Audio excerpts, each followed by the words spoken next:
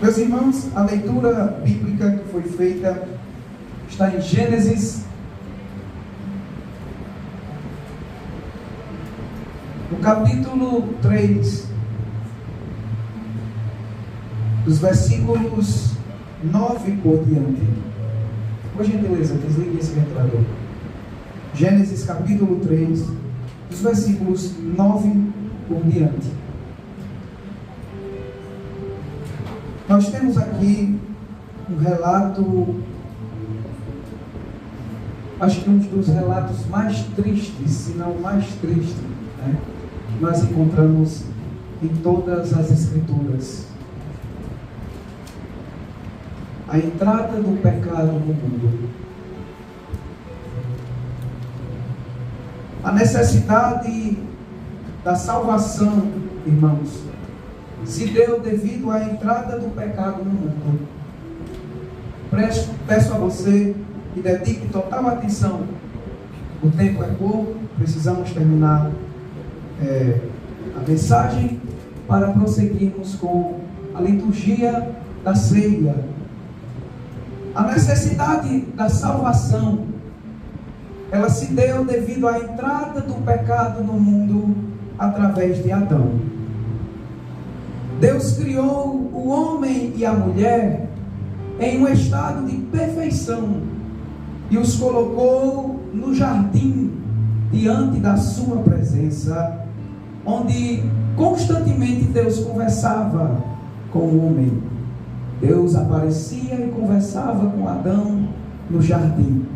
O jardim era um ambiente especial para o homem e Deus, o ser humano e Deus.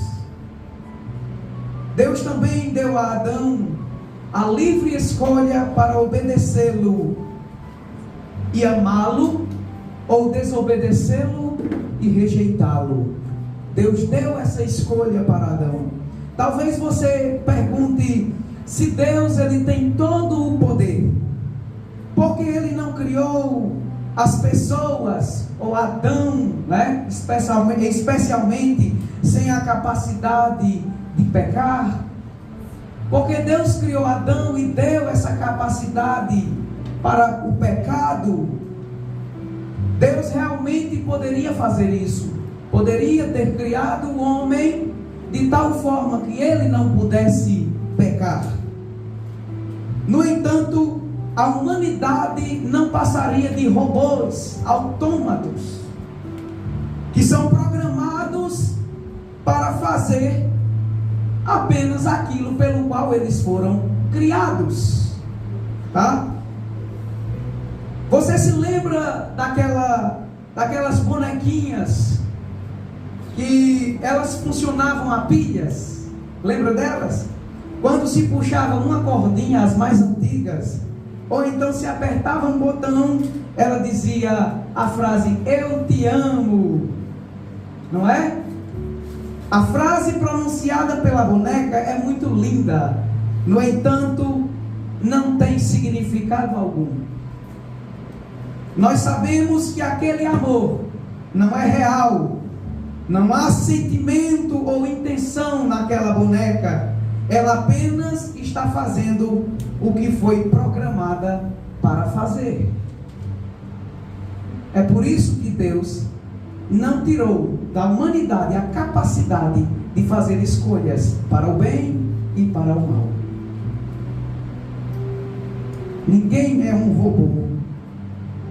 Por outro lado, quando os pais ouvem dos seus filhos a frase: mamãe, papai, eu te amo, esses pais sentem grande prazer, pois sabem que aquela frase tem um significado real e profundo. O Deus de amor, desejando que as suas criaturas o amassem de verdade, não o amor que se aperta o botãozinho, eu te amo, Deus. O amor sincero, o amor verdadeiro, Deus deu a eles a capacidade da livre escolha.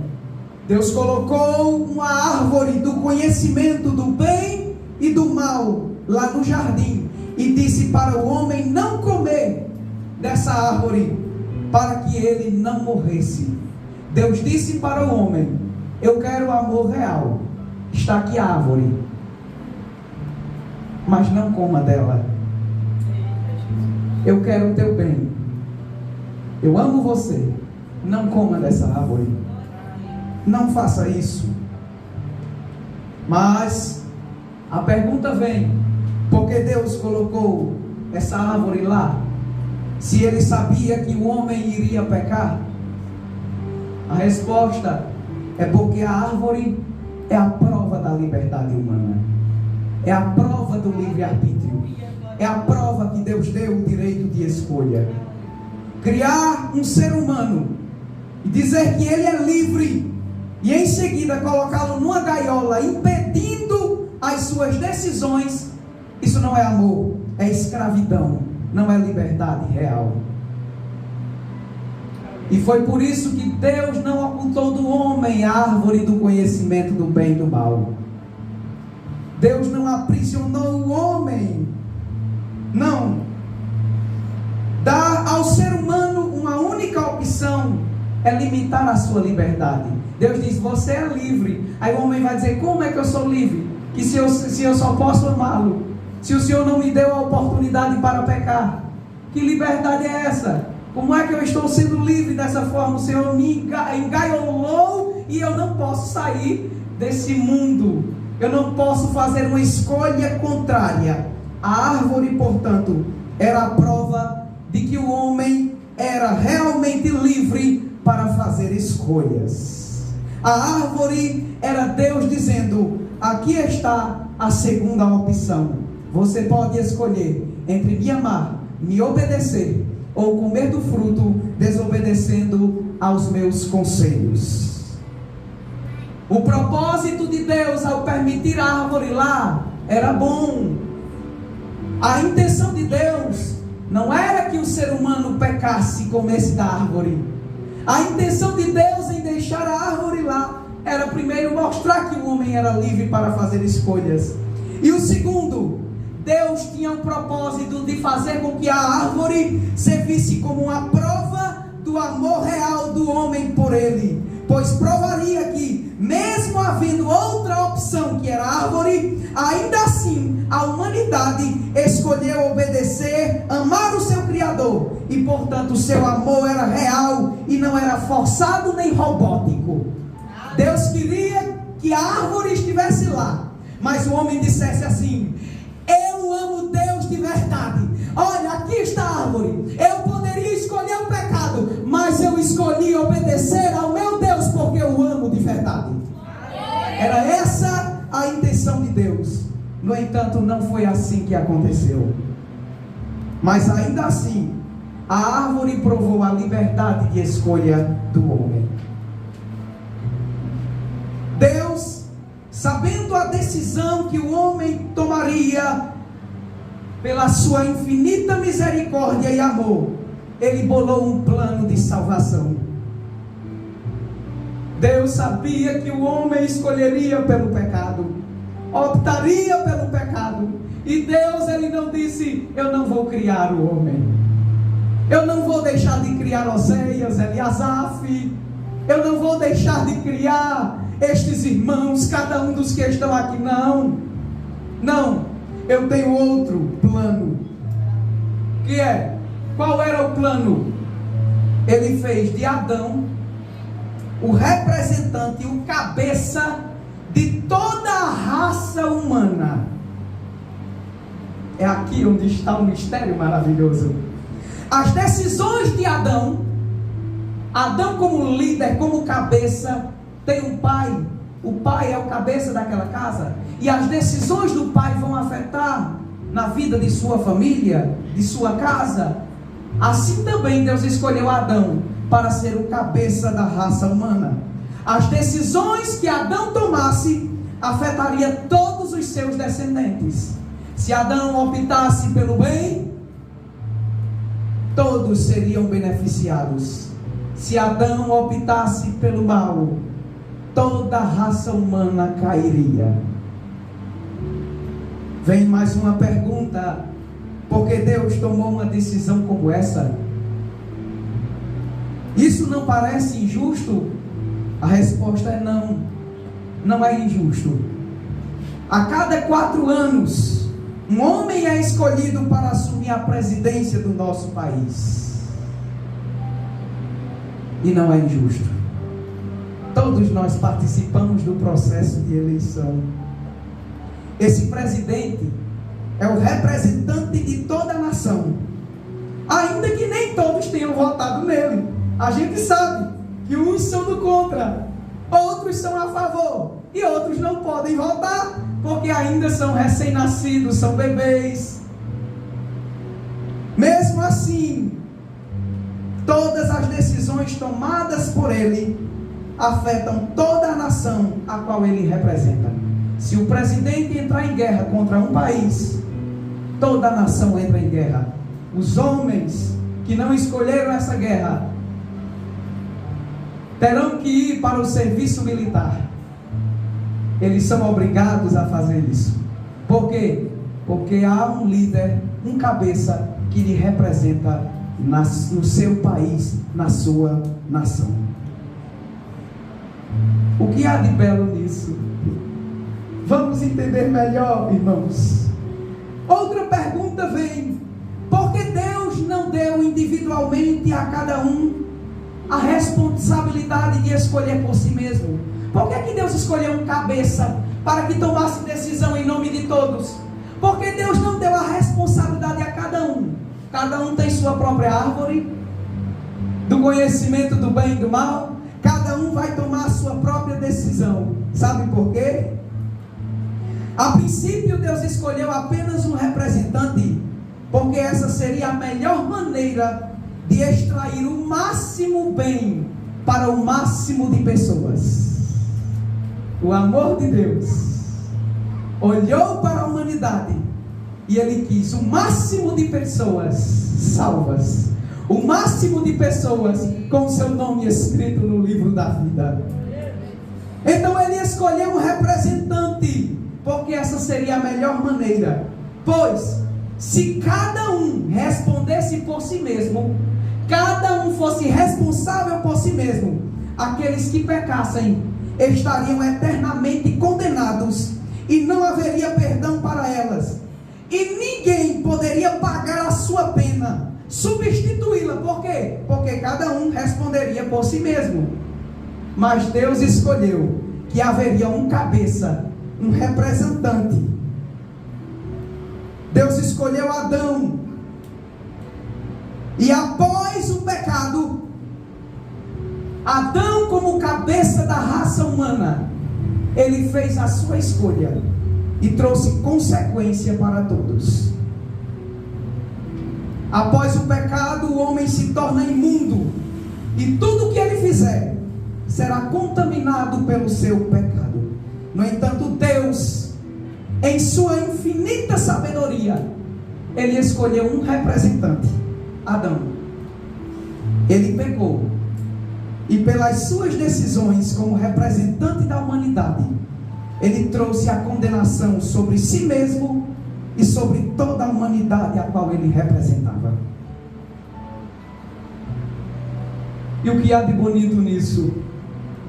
Em Adão, seu representante, ele só trouxe desgraça.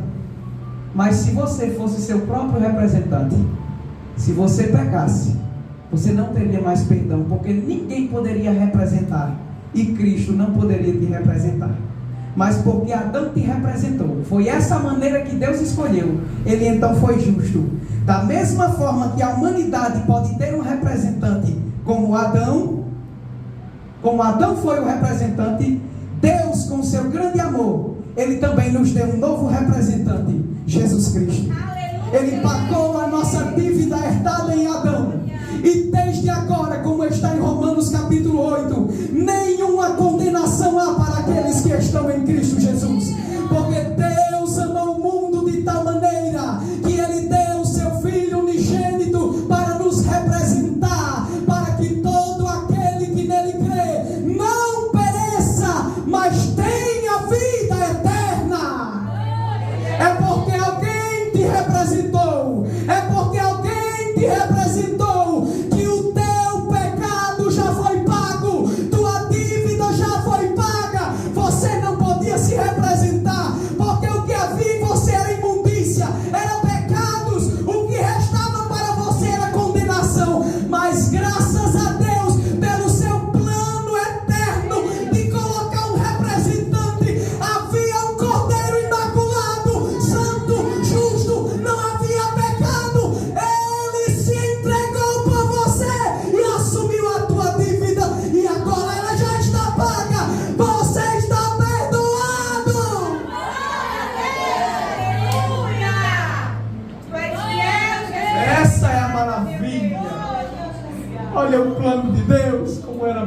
maravilhoso.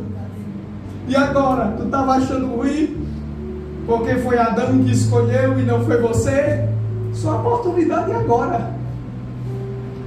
Jesus Cristo morreu por todos, mas somente aqueles que escolhem entregar a sua vida para Ele. O efeito do sacrifício de Cristo é creditado na sua conta. Estava reclamando do seu direito de escolha? Aqui está o seu direito de escolha. Deus clama: buscai ao Senhor enquanto se pode achar, invocai-o enquanto Ele está perto. Deixe o ímpio o seu caminho, o homem maligno deixe os seus pensamentos e se converta ao Senhor, porque Ele se compadecerá de ti. Volte para o Senhor, porque grandioso é em perdoar. Agora você tem a oportunidade de abandonar o pecado e se voltar para o Senhor.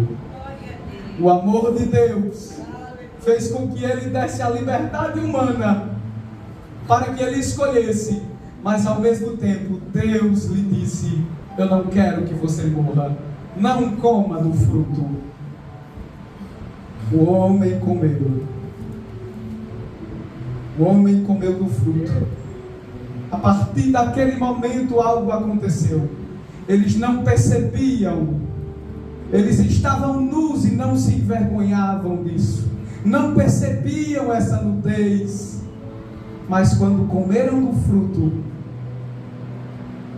os olhos deles se abriram e eles se esconderam, sentiram vergonha e sentiram medo um do outro, e eles fizeram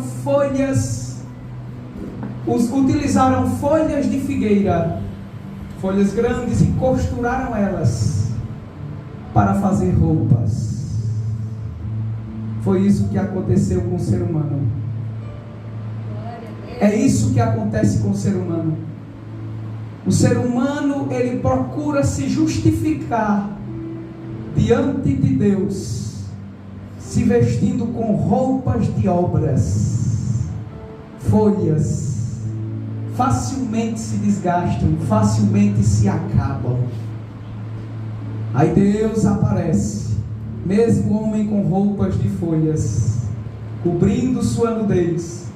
Deus aparece, e Adão escuta a voz de Deus e se esconde.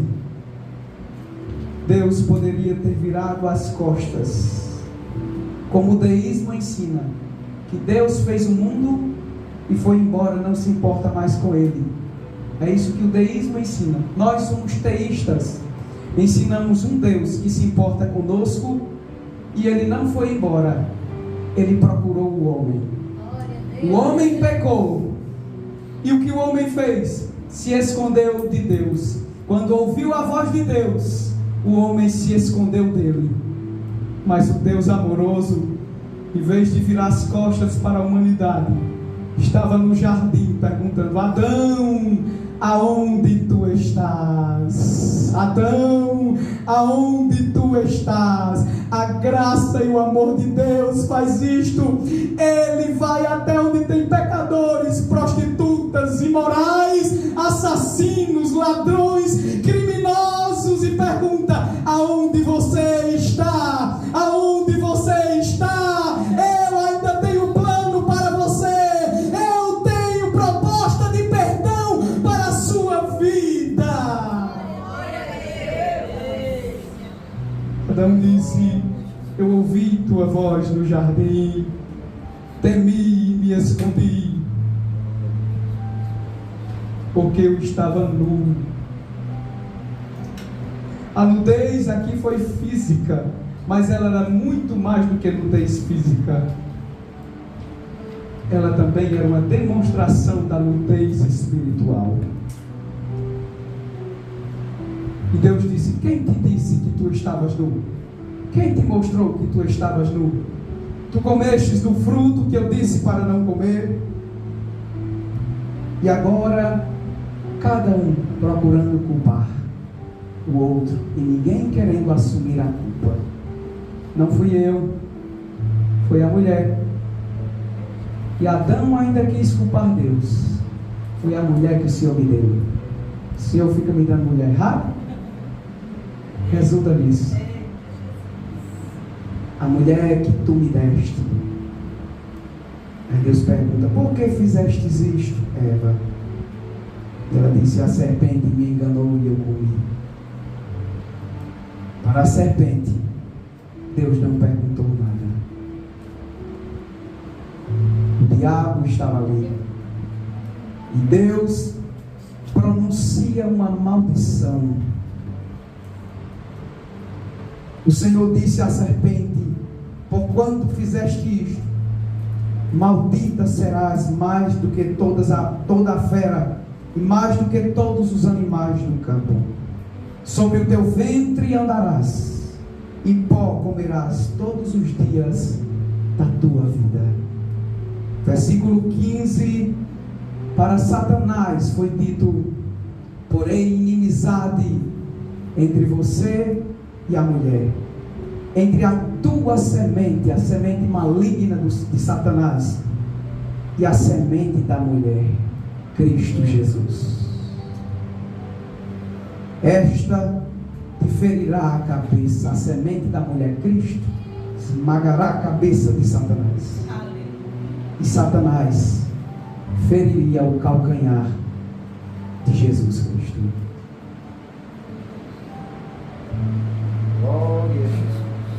Quando foi a vez do homem ser amaldiçoado, o representante da humanidade, Adão, o cabeça da humanidade, em vez de Deus amaldiçoar Adão, ele desviou a sua ira para a natureza. E ele disse, e Adão disse, versículo 17: porquanto destes ouvido a voz de tua mulher, e comeste da árvore que te ordenei, dizendo: não comerás dela. Deus poderia dizer: maldito é você, mas Deus desviou a sua ira e disse: maldita é a terra por causa de ti. Deus desviou a sua ira. Deus desviou a sua ira sobre nós. Talvez você pergunte: o que acontecia no Antigo Testamento, se Jesus ainda não tinha morrido? O que acontecia com essas pessoas? Como é que elas eram salvas? Aí tem gente que diz: pelas obras. Não, por causa de Cristo também. Mas como se Jesus ainda não tinha morrido? Paulo, eu acho que em Romanos capítulo 4 ele diz que Deus teve paciência até o dia exato que Jesus veio pagar a conta. Glória a Jesus.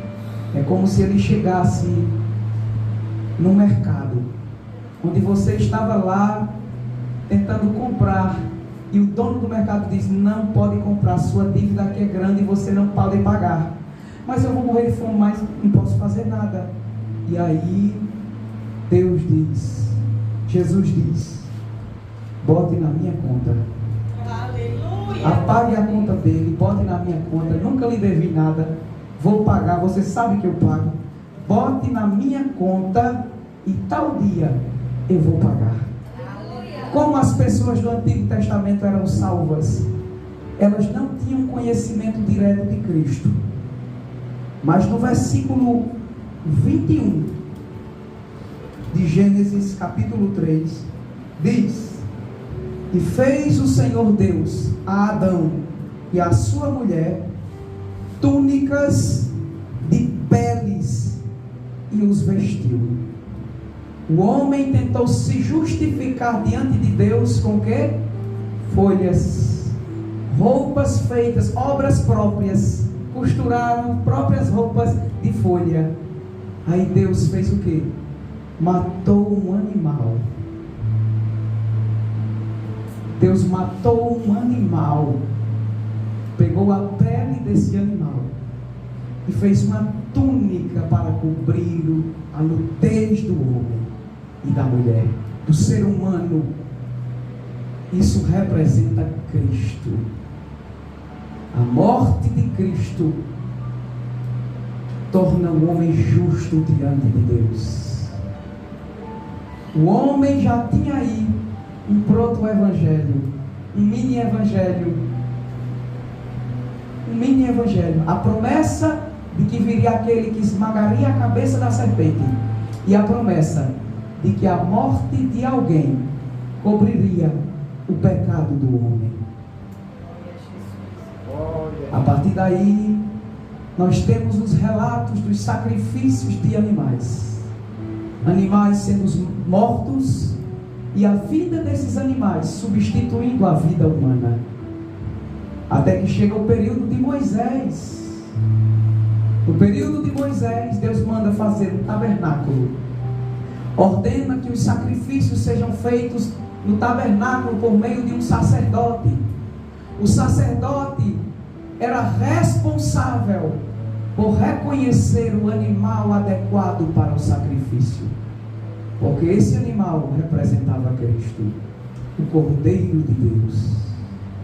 E o pecador levava este animal até o sacerdote. Ele não podia ter mancha, não podia ter defeitos, não podia ter feridas. O sacerdote analisava, via se tinha algum defeito e dizia: é esse o cordeiro que vai remover o pecado, é ele que vai ser oferecido em sacrifício. Glória a Deus. No Novo Testamento, o Messias nasce.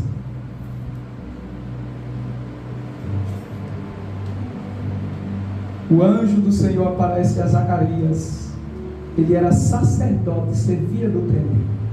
Zacarias reconhecia os cordeiros, olhava e dizia: esse aqui que vai ser sacrificado, esse é o cordeiro aceitável. A família dos sacerdotes, os filhos, também exerciam o ofício sacerdotal, tinham essa mesma função. O anjo anuncia a Zacarias que ele terá um filho que se chamará João Batista. João Batista veio anunciando a vinda do Messias. E ele, sendo da família sacerdotal, tinha capacidade de analisar os cordeiros e ver se eram aceitáveis para o sacrifício. Quando ele viu o Messias, ele disse: eis o Cordeiro de Deus que tira o pecado do mundo. Eu conheço, é Ele, é Ele. O pecado do mundo vai ser removido por Ele. Outra regra foi dada na construção do tabernáculo. Havia 2 lugares, um chamado lugar santo, outro lugar o santo dos santos. Nesse lugar havia um véu. Neste véu que impedia as pessoas de entrar para o outro lado, onde estava a Arca da Aliança, que representava a presença de Deus. Lá naquele lugar, na cortina, havia 2 querubins. Eles representavam os protetores da presença de Deus.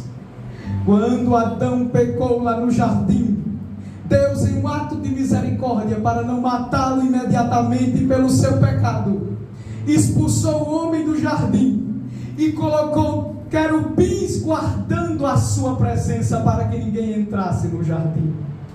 O templo era um lembrete desse jardim, e os querubins estavam protegendo. Ninguém poderia passar para o lado de lá. Ninguém poderia. Mas quando Cristo, estando na cruz, Ele disse: está consumado, a dívida já está paga. O Cordeiro de Deus que tira o pecado do mundo, a dívida já está paga. Ele tirou o meu e o teu pecado. Quando isto aconteceu, a Bíblia diz que o véu do templo rasgou-se de alto a baixo, dando livre acesso. Não tem mais querubim nos impedindo de entrar no Éden, na presença gloriosa de Deus, porque o nosso pecado já foi removido, já foi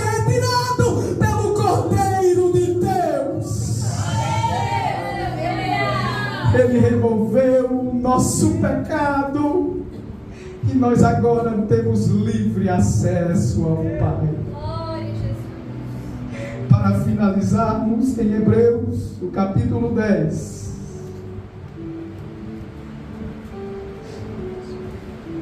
O versículo 4.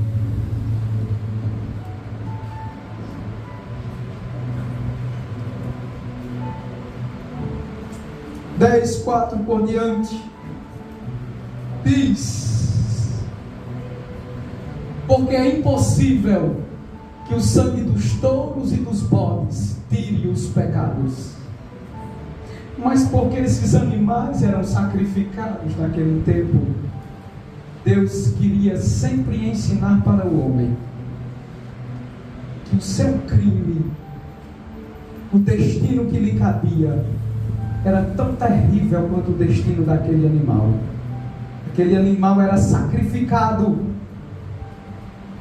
ele era sangrado ali, sua vida era retirada. Quando o homem levava o cordeiro, ele colocava suas mãos sobre o cordeiro, indicando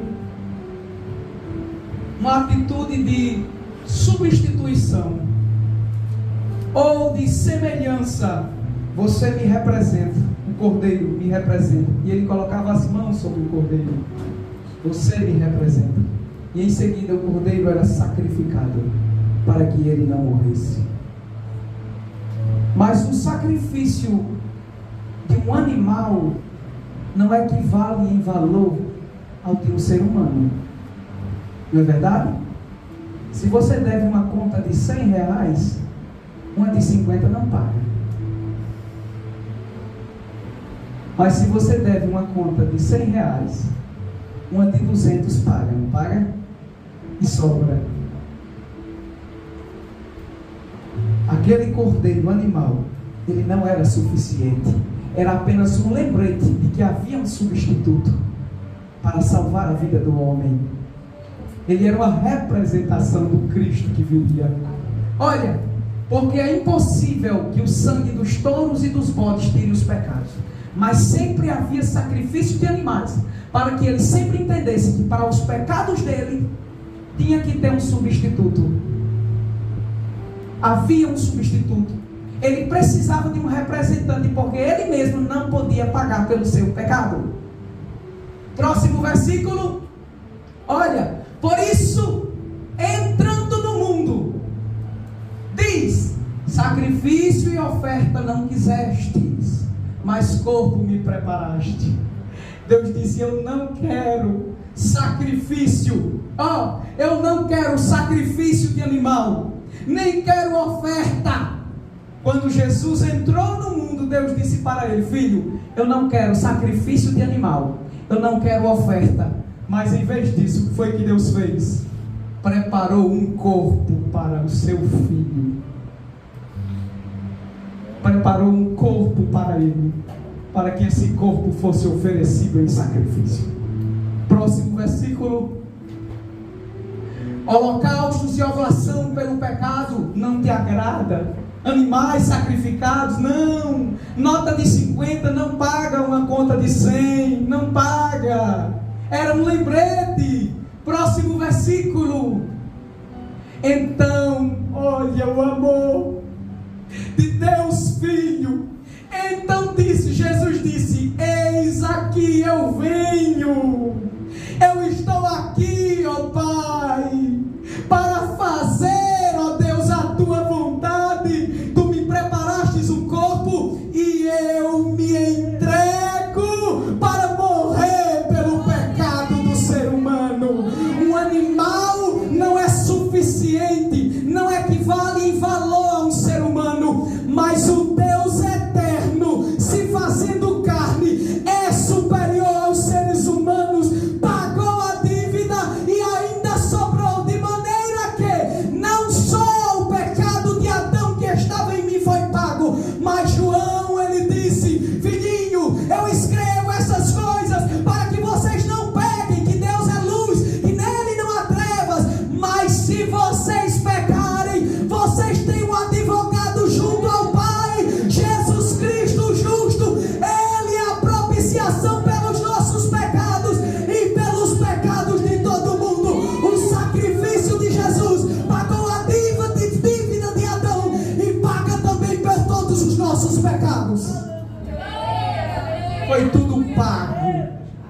foi pago.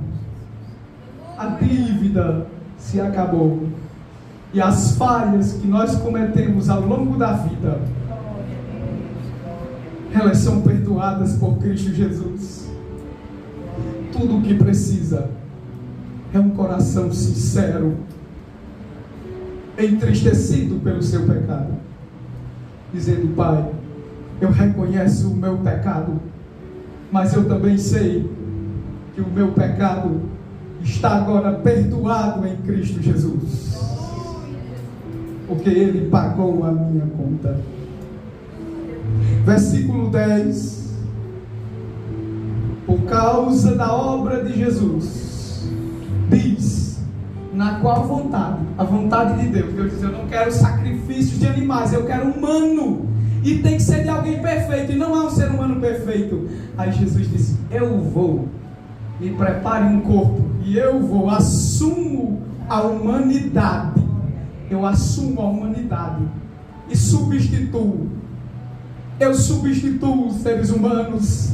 E o texto diz que nessa vontade, na vontade de Deus, nós temos sido santificados. Aleluia! Pelo amor de Deus gracioso, de procurar o homem que se esconde dele. É por causa desse amor que nós temos sido santificados pela oblação do corpo de Jesus Cristo, que foi feita uma só vez. No catolicismo, você precisa se alimentar constantemente de Jesus. Eles dizem que este pão,